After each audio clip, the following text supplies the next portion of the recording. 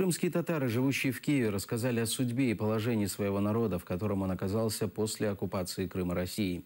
О трагедии крымских татар рассказали главный редактор издания «Украинская правда» Севгиль Мусаева-Боровик, заместитель генерального директора телеканала АТР Айдер Муждабаев, правозащитник, активист национального движения крымских татар Синавер Кадыров, композитор и музыкант Джемиль Кариков, координатор общественной организации «Крымсос» Тамила Ташева, бизнесмен и общественный деятель Эрфан Кудусов, архитектор и предприниматель Асан Буджуров и экономист Эльнара Абдулаева.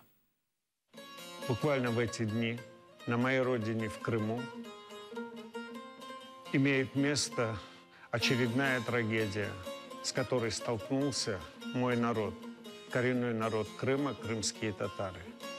Еще свежи раны той трагедии, которую признали геноцидом крымско-татарского народа, а именно депортацию 18 мая 1944 года.